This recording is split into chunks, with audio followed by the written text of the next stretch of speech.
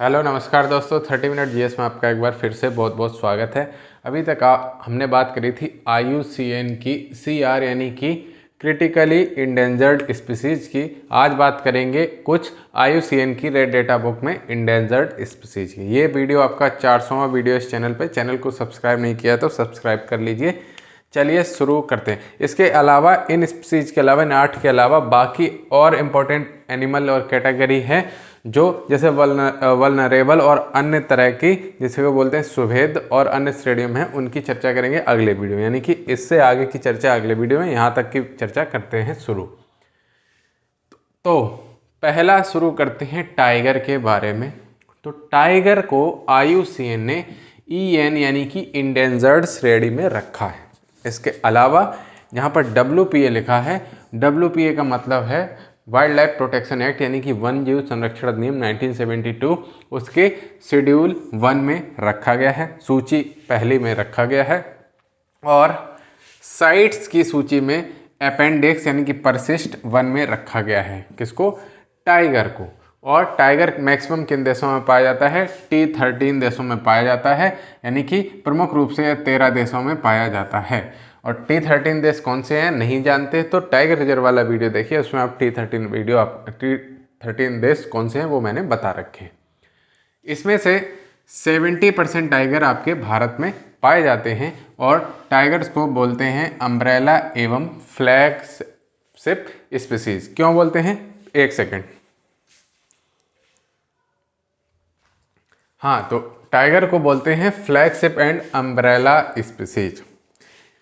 ये स्पीसीज किसे कहते हैं? कोई भी स्पीसीज जो अन्य प्राणियों के लिए जरूरी हो वो कहलाती है फ्लैगशिप एंड अम्ब्रेला स्पीसीज। यानी कि एक स्पीसीज जिसके अस्तित्व से पूरे इकोसिस्टम को या अन्य प्राणियों को या अन्य पक्षियों को या अन्य पशुओं को, किसी को भी निर्भरता ज़्यादा हो, भले ही उनकी संख्या मैटर ना करती हो। जैसे मान लीजिए आपके समाज के कोई 4 प्रतिष्ठित व्यक्ति हैं, वो आपके समाज की पूरी बात कहीं पर रखते, उदाहरण के तौर पर समझा रहे हैं तो, और एक तरफ पूरी भीड़ है, ठीक है, लेकिन वो अपनी बात अच्छे से नहीं रख पाते हैं, तो आप किनको प्रेफर करेंगे? उन 4 लोगों को जो आपकी बात, आपके दुख दर्द को कहीं पर अच्छी तरह से बता रहे हैं।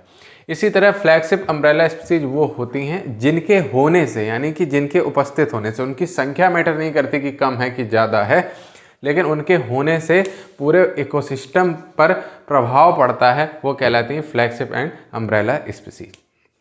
इसके बारे में और डिटेल में चर्चा करेंगे जब इकोटोन इकोसिस्टम पढ़ाएंगे अलग से, उसमें।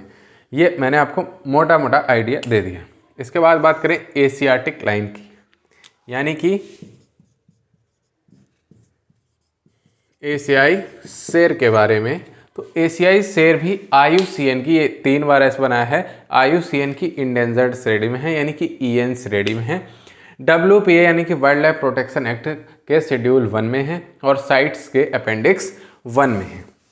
और लगभग सभी के सभी शेर चिड़ियाघरों को छोड़कर जो स्वतंत्र रूप से पाए जाते हैं वो पाए जाते हैं गिर national park and wild life sanctuary. एक ही नाम है, गिर national park and wild life sanctuary में एशियाटिक लाइन पाए जाते हैं। अब 2 तरह के लाइन होते हैं, अफ्रीकन लाइन और एशियाटिक लाइन। तो अफ्रीकन लाइन और एशियाटिक लाइन में अंतर ये होता है कि अफ्रीकन लाइन साइज में बड़े होते हैं, अफ्रीकन वैसे भी, हाँ ठीक है, एशियाटिक लाइन साइज में छोटे होते हैं। और एशियाटिक लाइन की विशेषता क्या है? एशियाटिक लाइन की विशेषता है कि इनकी बैली पर, यानी कि पेट की तरफ कुछ लंबवत फोल्ड यानी कि सिकुड़न जैसी होती है, जबकि अफ्रीकन में वो नहीं पाई जाती। यही मूल अंतर होता है, ये भी आपको पता होना चाहिए। अब आते हैं मोस्ट इंपॉर्टेंट टॉपिक के बारे में, जिसका नाम है गैंगेटिक डॉल्फिन, यानी कि गंगा की डॉल्फिन। तो गंगा की डॉल्फिन जो है वो भी IUCN की, ये 3 बने हैं, इंडेंजर्ड श्रेणी में है, वाइल्ड लाइफ प्रोटेक्शन एक्ट के शेड्यूल 1 में है और साइट्स के अपेंडिक्स 1 में है। अपेंडिक्स मतलब परिशिष्ट हिंदी में लिखा होगा, शेड्यूल मतलब सूची लिखा होगा। इसका अन्य नाम है सू। किसका? गैंगेटिक डॉल्फिन का।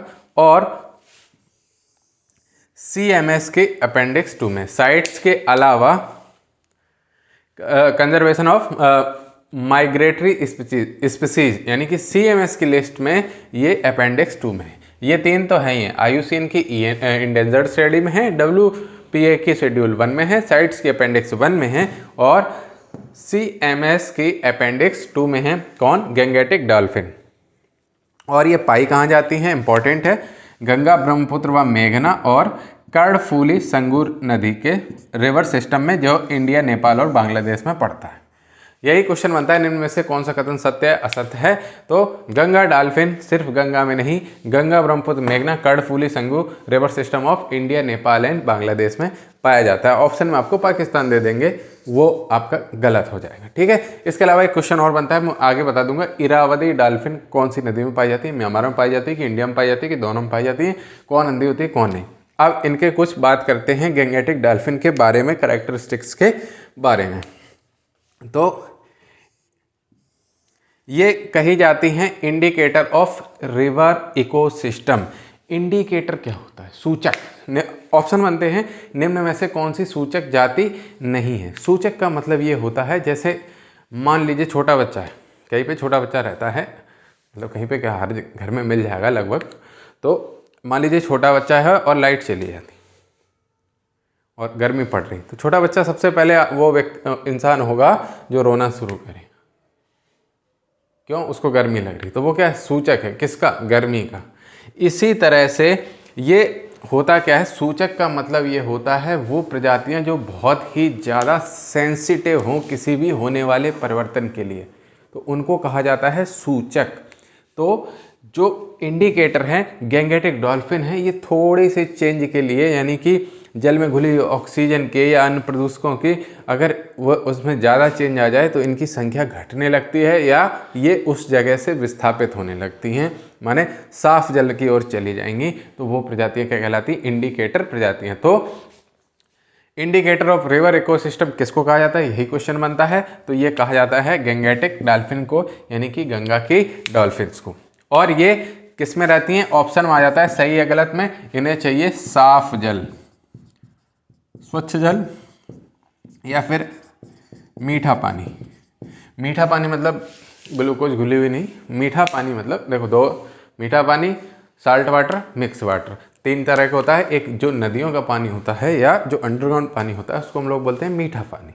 समुद्र का पानी होता है वो होता है खारा पानी, और जहाँ पर समुद्र और नदियाँ मिलती हैं वो होता है मिक्स्ड पानी। ठीक है, तो मीठा पानी यानी कि नदियों के पानी में पाया जाता है और फ्रेश वाटर में पाया जाता है, और इंडिकेटर ऑफ रिवर इकोसिस्टम कहलाती हैं। और इम्पॉर्टेंट बात यह है कि इनकी आंखें जरूर होती हैं पर ये अंधी होती हैं, और ये अल्ट्रासोनिक तरंगों से चलती हैं, जैसे चमगादड़ हवा में चलता है। इसके अलावा एक और क्वेश्चन इस पर बन जाता है कि नेशनल एक्वेटिक एनिमल इसको कब घोषित किया गया? तो आंसर है 2009 में। किसके द्वारा? गवर्नमेंट ऑफ इंडिया के द्वारा। यानी कि राष्ट्रीय जलीय जीव गंगा डॉल्फिन को कब घोषित किया गया? सन 2009 में। किसके द्वारा? गवर्नमेंट ऑफ इंडिया के द्वारा। इसके बाद ये भी कई बार पूछा गया क्वेश्चन है, पिग्मी हॉग। पिग्मी हॉग होता क्या है? एक तरह की सूकर वंश की प्रजाति है, और कहाँ पाई जाती है? अधिकतम से अधिकतम असम में पाई जाती है, ज़्यादा से ज़्यादा थोड़ा बहुत इधर उधर भले ही पाया जाता हो, और इसे चाहिए वेट ग्रासलैंड, यानी कि दलदली घास भूमि जहाँ पर होगी वहीं पे पिग्मी हॉग मिलता है। और यह दुनिया का रेयरेस्ट और सबसे छोटी सूकर यानी कि सुअर की प्रजाति। और ये भी कौन सी श्रेणी में रखा गया? 3 डॉट का मतलब है IUCN की इंडेंजर्ड लिस्ट में है, WPA के शेड्यूल 1 में है, और साइट्स की अपेंडिक्स 1 में रखा गया है। इसके अलावा बात करें कौन दाना रैट, कौन दाना चूहा, कौन दाना चूहा, ये सब नहीं है, सिर्फ इसका डेटा ये है कि IUCN की ये इंडेंजर्ड श्रेणी में है, और ये चूहे रात्रिचर होते हैं, यानी कि दिन में आराम करते हैं, रात में पढ़ाई करते हैं, जैसे आप लोगों, इसी तरह चूहा है ये। और ये बिल में रहते हैं और इन्हें शुष्क क्षेत्र, ड्राई एरियाज पसंद है। और ये सारे से सारे पाए जाते हैं पुणे के सिंहगढ़ पठार में। पुणे MH लिखा है, ये पुणे महाराष्ट्र के सिंहगढ़ पठार में पाए जाते हैं कौन दाना चूहे। ठीक है, याद करने की ट्रिक क्या है? महाराष्ट्र कैसे याद करें? वहाँ पे बोला जाता है ना सिंगदाना, तो सिंगदाना से हमने याद कर लिया कौन दाना चूहा, पुणे के कौन से? सिंहगढ़। लो सिंगदाना कौन दाना। कोंडाना, सिंहगढ़, पठार में पाए जाते हैं। ड्राई एरिया है, ड्राई एरिया होंगे वहीं पर पाया जाएगा और ये रात्रिचर होते हैं, बिलों में रहते हैं। IUCN की EN श्रेणी में, बाकी और कुछ इसका डेटा नहीं, केवल इतना ही डेटा है, ये 3 डेटा इसके नहीं है, मतलब मैं नहीं पढ़ा रहा, ज़रूरत भी नहीं इसकी। अब बात करें forest owlet. Forest owlet IUCN की इंडेंजर्ड श्रेणी में है और साइट्स की अपेंडिक्स 1 में, यानी कि परिशिष्ट 1 में है साइट्स की। और ये सेंट्रल एशिया इंडिया के शुष्क क्षेत्रों में, सेंट्रल इंडिया जो है मध्य भारत, वहाँ के शुष्क क्षेत्रों में पाया जाता है। बस इसकी इतनी जानकारी। अब फिर से एक इम्पॉर्टेंट टॉपिक है, डॉल्फिन और रेड पांडा बहुत पूछे जाते हैं। तो रेड पांडा IUCN की इंडेंजर्ड श्रेणी में है और WPA यानी कि वाइल्ड लाइफ प्रोटेक्शन एक्ट की अनुसूची 1 में।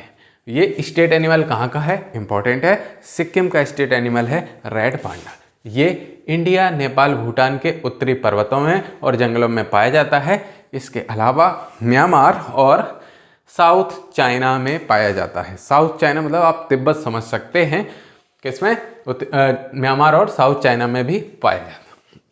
इसके बाद बात करें नीलगिरी तहर, TAHR लिखा हुआ है तहर, ये भी IUCN की इंडेंजर्ड श्रेणी में है और वाइल्ड लाइफ प्रोटेक्शन एक्ट की अनुसूची 1 में है। ये नीलगिरी पहाड़ियाँ व वेस्टर्न घाट के साउथ में ग्रासलैंड्स हैं, ये लिखा है ग्रासलैंड्स, यानी कि घास भूमि में पाया जाता है नीलगिरी तहर। ठीक है, एक तरह से ये बकरी की प्रजाति आप समझ लीजिए, बकरी हिरन कुछ मान लीजिए, बकरी हिरन जैसा कुछ दिखता है, वो है नीलगिरी तहर। और ये स्टेट एनिमल कहाँ का है, ये तमिलनाडु का स्टेट एनिमल है और इसका अन्य नाम पूछा जाता है, वो है सैडलबैक। ठीक है, इसके बाद और एनिमल्स और उनकी कैटेगरी इसके ठीक अगले वीडियो में शुरू करते हैं। बहुत बहुत धन्यवाद।